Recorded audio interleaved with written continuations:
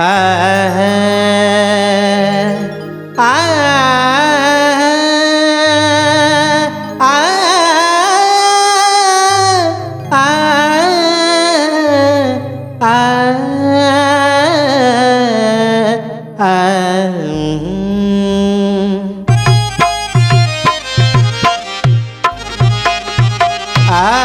क्या बात है हे भैया। एगो लड़की जौना के नया नया शादी भइल है, वो अपना पति से फोन पे का कहता, अरे गर्मी बीतल बारिश बीतल बीत गइल जाड़ा,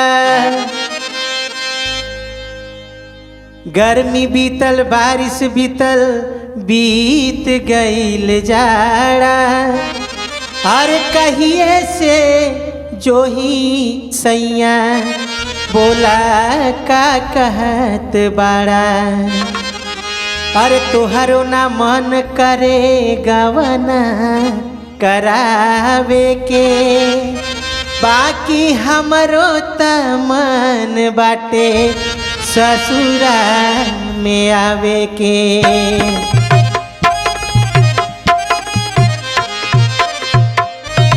बा अरे बारे जीतू भैया बा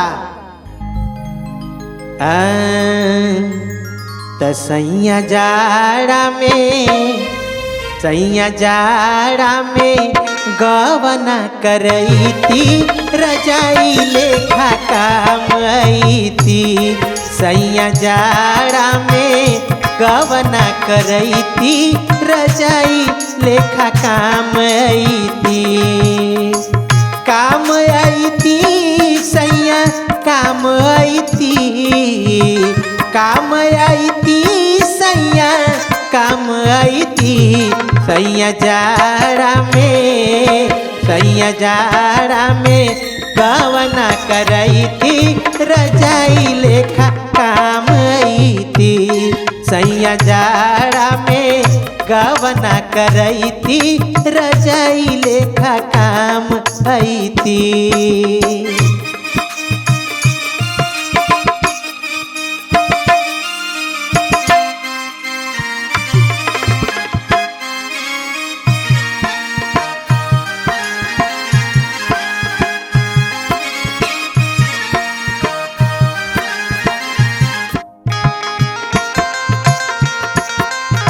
अरे जिया जिया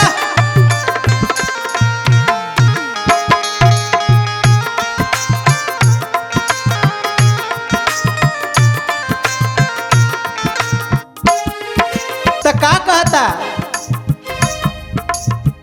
जैसे पराला सैया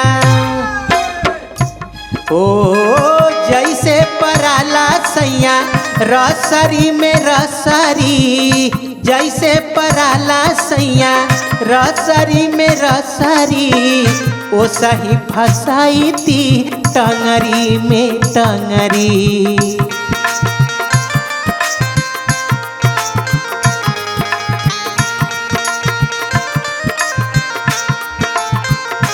ओ जैसे पराला सैया रसरी में रसरी, ओ सही फसाईती टंगरी में टंगरी, अकवरिये में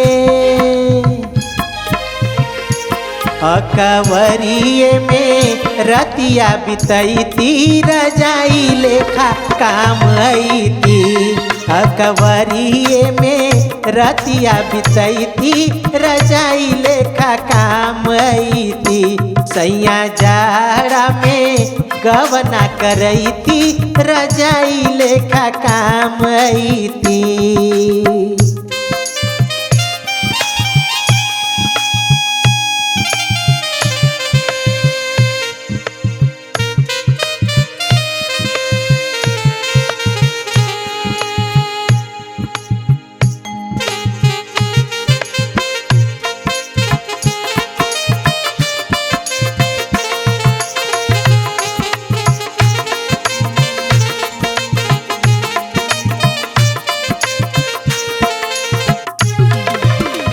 और का कहता भैया, अरे हीटर से धाधा के,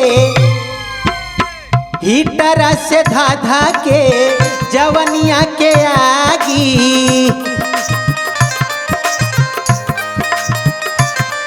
अरे हीटर से धाधा के जवनिया के आगी, बिना जोड़ीदार सैया जाड़ा न भागी। ओ हीटर से धाधा के जवनिया के आगी, बिना जोड़ीदार सैया जाड़ा न भागी। बिना जोड़ीदार सैया जाड़ा न भागी।